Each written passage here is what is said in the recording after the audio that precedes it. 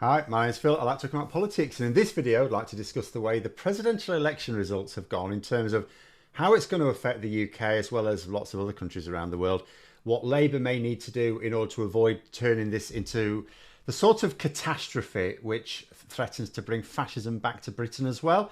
And although some of the things we're going to need to do are what many people would have wanted the UK government to do regardless, there is no silver lining here. But first, for daily political commentary, please click the subscribe button so you don't miss out.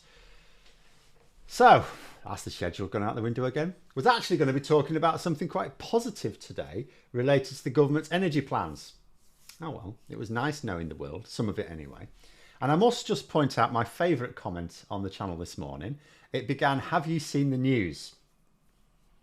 Yes, I have. I get up every morning, I check the news, it's sort of my job now.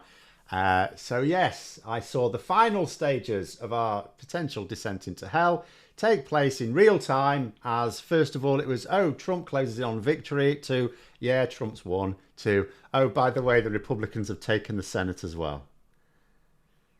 All right then. Looks like we won't have to worry about whether Trump's plans to steal the election were going to work or not. America just gave it to him. So first of all, it gives me no pleasure in saying this, I did get quite a lot of comments on the channel whenever I discussed polling in America, either trying to comfort me, don't worry Phil, it's fine, Harris is going to win, or outright rebuking me for being so hesitant.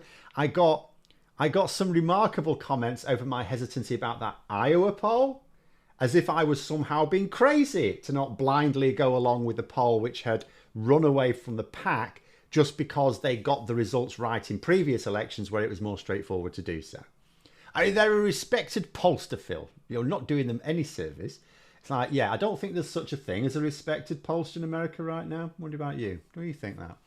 It's one thing to get polls right in a state where voting behaviour basically hasn't changed for a generation, to one in an election where insanity reigns. When elections aren't normal, polling is especially difficult, but that should also mean we exercise particular caution. Too easy to hear an explanation for why one poll you like is right and why a whole load of others you don't like are wrong. But polls are not supposed to be a comfort blanket. They're supposed to be signposts. And if lots of people across America who didn't want Trump to win, if they were thinking, oh, people say Harris has got it in the bag, that the polls are wrong, and they didn't turn up because they believed this hype about the polls being wrong, I wonder if they're going to reflect on that decision over the next few years. As always, the polls should not inform your voting behaviour. They should inform the campaigning behaviour of the contestants, but not your own voting behaviour. But this is the nature of polling. It's very difficult for reasons I'm not going to go over here. I've discussed quite a lot of them in the general election. It's especially difficult for US presidential elections, though, because everything's so convoluted. Obviously, there were other factors at play here as well. There was a massive Russian operation in effect. Dozens of Democrat-leaning polling stations received fake bomb threats to disrupt the process. We had voting machines break down. We may or may not learn of other verifiable forms of disruption, whether intended or otherwise, as happened in 2020, on a smaller scale, I suppose. Space Karen's purchase of Twitter, which risked causing even the richest person in the world into to having a major financial headache. That's paid off for him now. Absolutely insane that the most powerful democracy in the world can't even run an election properly. But none of that could have derailed a determined vote to stop Trump. He won, not because, the majority of voters wanted Trump, but because America wasn't bothered enough to stop him. Now, normally, I would heavily criticise the losing campaign, and the Democrats still have to own much of this defeat. They don't get a pass on it. But Trump is such an obvious threat to even casual observance that this is on the voters themselves as well. Trump didn't even try to pretend he was going to be a good president this time. There was no pretense at all. In fact, the best case scenario is that Trump was lying during the election. We now have to hope the future of the world, I don't want to egg it on too much, but the future of geopolitical stability, at least such as it is, it's a bit ropey already, may depend on the fact that a politician does not do what he promised to do in an election. Because if he does, it's going to hit the rest of us.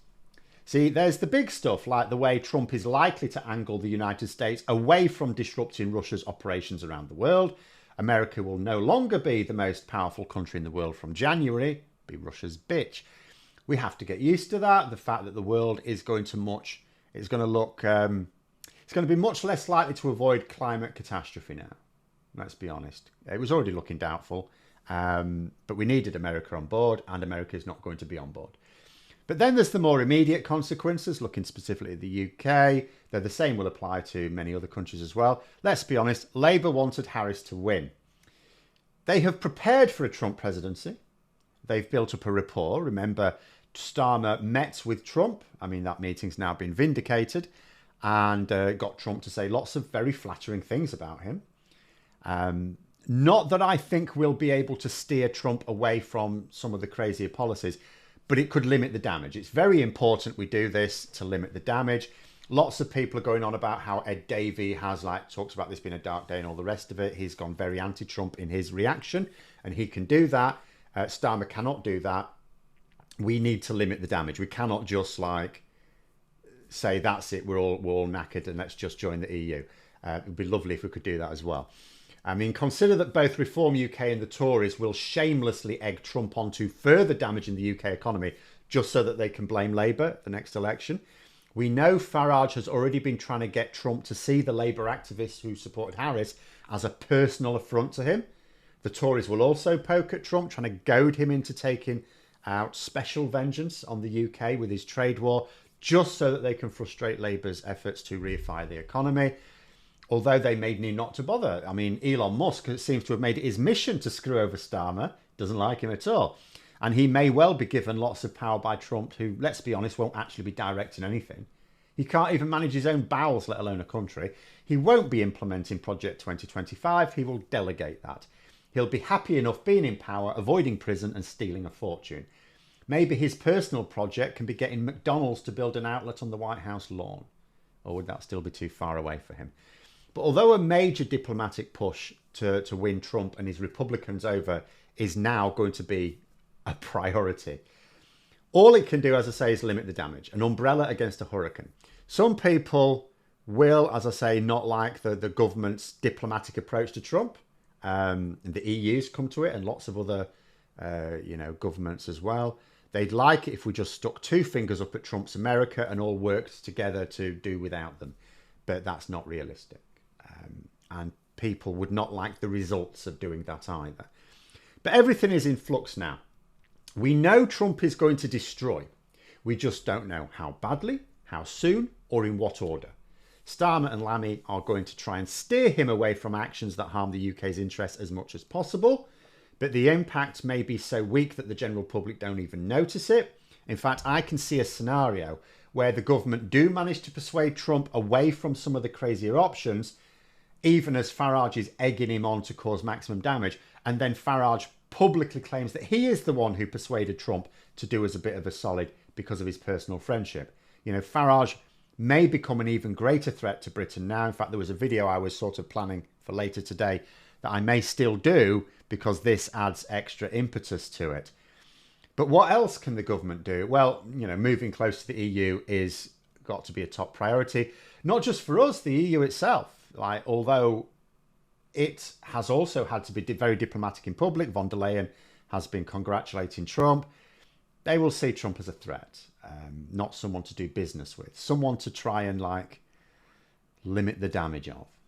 Like I say, there's no silver lining because the best possible outcome is still worse, according to some experts, to a hard Brexit with Harris as president. Again, depends on how much of his threats Trump follows through with.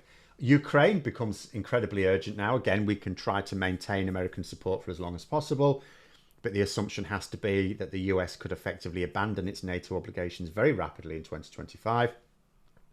Maybe we could persuade Trump that if he abandons Europe, then Europe will just get more directly involved, and to ask his mate Vlad how he fancies the Polish armed forces suddenly turning up to the front lines in Ukraine. Maybe he would prefer the current stalemate to Europe taking the initiative with the American breaks off. Still, there's no getting away from the fact that America provides by far and away the most funding for Ukraine's defence, funding that has sort of been established for now. There was quite a lot of money put forward in anticipation of a potential Trump victory. but it will be under threat in the future. You know, what if America pulls out? Maybe Biden will use his lame duck period to be anything else.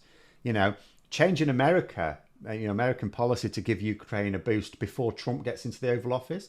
And of course, just because Trump has policies doesn't automatically mean he gets to implement them all. I mean, we have this strange situation in America because you take so long to change. I mean, in this country, we had the general election on July the 4th, and we had the new government in place on July the 5th. It was not really that quick. In America, it takes ages. But I mean, I suppose that gives Biden the opportunity now to behave in a way where he doesn't have to worry about the impact on an election because the election's done. He can now behave like a president. Although quite with what power, who knows? You know, it's so that could be interesting. But yeah, the other thing to note, of course, just because Trump has policies doesn't mean he automatically gets to implement them all. The results of some of his policies would be economically very bad for us, way worse for America. Finally, diplomacy won't just be about trying to persuade Trump to not go nuts. You know, the policies Trump has, which will most directly harm the UK, will hurt the USA more. And making sure Republican legislators are, because they won't all be crazy, making sure they're fully seized of this may get them to persuade Trump to sort of take the edge off. And if not, they may have to do it themselves. That will also have to be a priority. Because if Trump follows through on some of his threats, then Rachel Reeves's recent budget really will start to look a bit dodgy. And although people will be full of easy answers, there's no such thing. But those are my initial thoughts. There will be more to come. I recently said I dialed down the video on American politics, but it's like, well, okay. Now quite a lot of what Trump does and says is going to have a material impact on UK politics.